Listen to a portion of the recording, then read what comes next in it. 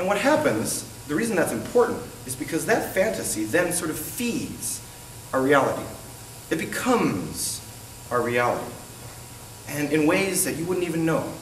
You don't even know what's happening, but it is affecting our reality. Movies that we watch, music that we listen to, television shows that we watch, it's all affecting our reality every single moment.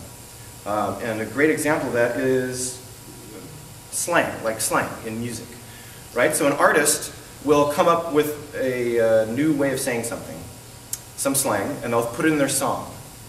And that song will get transmitted out, and people will listen to it non-stop, over and over and over, and before you know it, whether or not you like the song, you find yourself kind of saying it, right? You just sort of say it. And you don't know why, and you may even hate yourself for saying it, but you say it. Or you may hate the fact that people say it, but you understand it, you know what I mean? What's a good example? Does anybody have a good example of that? I mean, like, the best example this dates me again, like, the best example I can think of is Snoop Dogg's, when he came out with the faux shizzle, right? Everybody was saying it. Faux shizzle. I hated it. It drove me crazy. But even I said it. You know what I mean? I couldn't, it's like not something that I could really control. It just happens, and all of a sudden reality was changed. And now we're using this word and it becomes part of the lexicon. Bling bling, right? That was from a song. And it was a ridiculous song, and everybody thought it was stupid when it came out. But then it's like everybody knows what it means. You all know what it means. I don't have to explain it to anybody, right? It's part of our reality. But then reality then feeds fantasy, because as an artist you have to base your work off of something, right? I mean, when people make films, they make films based off of their own experiences. You write stories from your own experiences, from your own life. And that's why media is important. However, we want to talk about how do we change media, right? How do we change what we see up there? So people are putting stuff up there. They're putting movies, music, television up there. They're saying all these things. And we want to know, how do we change it?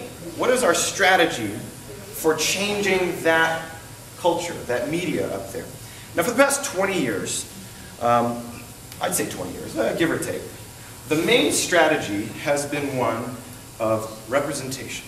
Some of you even actually talked about this. When you were talking about your dream for Asian America, you said, we want more representation, more accurate representation. We want more Asian faces in the media, in movies, right? This is what we want. And that's been a major strategy for media activists and for Asian Americans in the past 20 years. I would like to argue something very controversial, okay, and I'd love to hear your thoughts about it. This has got me in trouble in a lot of different places and with a lot of different people. And I love it. So please, by all means, let me have it and let's open up this discussion, because I want to change this strategy. I think representation is important, very important, but I want to tell you why it's limited. Pop quiz. Let's focus on movies. So we know that there's not a lot of representation in movies, and the representation that we get in movies is very stereotypical, and it's negative, and it's really offensive, right? A lot of it's really racist. I want you to think about the Asian Americans in movies in Hollywood that you know of, and try and see if you can guess who this person is, whether or not this person is real. Okay, that's another variable. I want to know if anyone can tell me who this person is, whether or not they're real, and what era this person did their thing, or is doing their thing. So it could be now, it could be 10 years ago, it could be anything. Can anyone name this actor? This is an actor. Hold on to your hats. It's real. His name is Sessue Hayakawa. He was born in 1889. Okay? He was born before the 1900s. And he did films in the 1910s and 1920s. Okay? Between the 1910s and 1920s, he was super famous. Super famous. And super rich. He was getting paid $5,000 a week in 1915. And if you think about 1915, that's a lot of money. That is a shitload of money, okay? This guy was out of control, making money, and he was a superstar. Japanese American. Okay? Another pop quiz. Okay, this time an actress. This actress landed her first lead role in a major film at the age of 17, so a young star, right? Asian American actress, age 17. Would later go on to star in 50 films. Become a fashion icon and achieve international stardom. Okay? Also starred in her own primetime television show where she played the main character.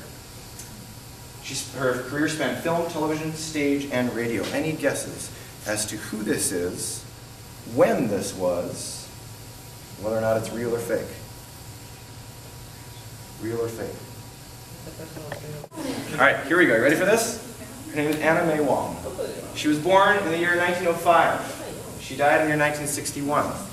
Her career spanned from the 1920s to the 1950s, so she was in television a few years before she died. Right? Her first film, very first film, she landed a leading role at the age of 17 in 1922. Again, almost 100 years ago. We have a Chinese American actress landing a major lead role, starring role, in the first ever made. Right?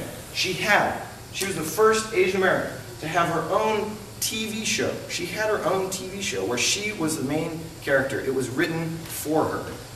It was almost about her life, basically. Right? It was on television in 1951.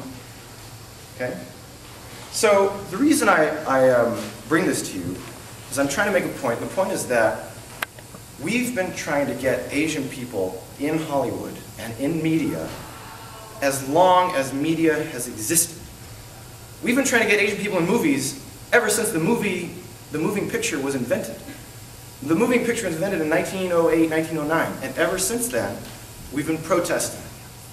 Okay? Even the first protest to get an Asian American in Hollywood happened in 1910. Okay? That's 100 years ago. We've been fighting for 100 years. And where has it gotten us? Okay? This is what it's gotten us. Again, this is just a limited representation. But it's gotten us tokenism. Good old tokenism. Okay? We get tokenism. This is what we get. This is what we're given. We beg for crumbs, and crumbs are what they give us. Okay? We beg for crumbs, and they give us side roles. They give us, they give us roles in the background, right? Maybe they might give us a leading role. You guys ever watched the new Hawaii Five-0 show? Right? Okay, it has a few Asian Americans in leading roles, right? But that's what we get. Okay, so we have some leading roles. We have some Asian Americans, and there's a lot more than there were in 1915, right? So you could argue that, hey, we're making progress. We're making progress. Okay? But are we really making progress? Are we? Is this progress to you? Does this look like progress? After 100 years, 100 years of fighting for representation, does this look like progress to you? If you're not familiar with some of these films, all you got to know is that Asian Americans are stereotyped in very negative ways, very hurtful, oppressive ways. So I challenge you to think about representation again. Think about it. Representation is what we've been doing. We've been doing it for a long time. We've been fighting, fighting, fighting outside the doors of the people who make the decisions. But what if we were the ones making the decisions? I went to a protest. This is a side story. I went to a protest a number of years ago in New York City. Some white DJs at some radio show had done prank calls on Asian-owned businesses and spewed all kinds of racial epithets at these poor people and belittled them and used every Asian slur you can think of. And we did a protest. We protested to have these DJs thrown out. We wanted them fired. We were like, that is unacceptable. These people need to be made an example of. They need to be shown that this cannot stand. We will not stand for this. And we were standing outside the headquarters of CBS. It was a rainy day. There were maybe 100, 200 of us. The headquarters of CBS in New York City, I don't know if you know this, it must be like 70 stories tall. Right? We're outside in the rain with our little umbrellas and signs, shouting up at the top. Outside. Outside the doors. Not inside. We weren't inside having a dialogue. We weren't inside alongside of the creators. We were outside looking in. And that's the problem. That's kind of the problem. We've always been on the outside, looking in. We've always been on the outside demanding, demanding, demanding, saying, let us have this, let us have that, we want this, we want that. And the people who actually create the media, they're always on the inside, making the decisions, saying, okay, well, this guy's going to be the lead role here, and this guy's going to be the lead role there, we're going to have this story and that story, we're not going to do this story, we're not going to have this person in, okay, we'll throw this person out. They're making the decisions, but we weren't. We're always on the outside, shouting at the top of our lungs, losing our voices, because we can't get them to listen. I want to talk about creation. What if we were, I always ask myself, well, what if we were on the inside? What if we were in the boardroom making that culture, right? What kind of decisions would we make? And what if we had that power? What would we do with it? That's the question. What would we do with it? And that's where I want to turn it on to you guys. We're going to do an exercise. Pushing for more representation, that we have it. It's very important that we have it in media. But at the same time, creation is much more powerful. Much, much more powerful. And in fact, it is in that creation that we can actually challenge the status quo and challenge the normal ways of doing media and creating media, and challenge the mainstream media that's out there. One sec. It's coming, I promise.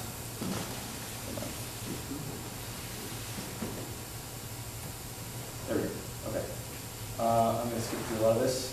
So, the artists that you just saw were using new forms of media, the internet, YouTube, right? Social networks, it's all online. The old forms of media are dying out. DVDs, CDs, newspapers, radio. A lot of that stuff is dying out, but internet media and live shows are still going strong. With RAMA, we do these things. Everything that we did tonight, that's what RAMA does. That's what my organization does. We try to create new culture. We try to support artists, support Asian American artists to create new culture. And I hope that you will take this and do it yourselves. If you're an artist, I hope that you will follow these steps. And even if you're not an artist, I hope that you will follow these steps in whatever it is that you want to do, right? Take the culture that we've been given, make it new, and then distribute it to the rest of your community. We do this with shows. We did a big show a big concert called Go Style last year. We do monthly events, monthly variety shows in Berkeley every month, at Berkeley and San Francisco. You know, music, dance, poetry, comedy, all this type of stuff. I'm going to skip that video. But I really want to end on this note. I want you guys to think about, you know, when we ask yourself the question, what is Asian American? What is Asian America? I would really love for you to actually stop asking that question and just start creating it. Just like the artists from the Harlem Renaissance. They got together and said, we're going to stop asking that question and we're going to start answering it. We're the ones that can answer it. It comes from us. It comes from within. We've been searching, as I said in that video before, we've been searching for a home. We've been searching for a place to belong for so long, for hundreds of years. And we didn't realize that it actually comes from here, from us, from within. It's been here with us all along. So I hope that you'll go home today and you'll think about that, and you'll feel that. And whatever it is that you do, you could be on an engineer track, you could be on a doctor track, whatever it is. But don't forget who you are, where you came from, and what you want to be. Don't forget your dreams, okay?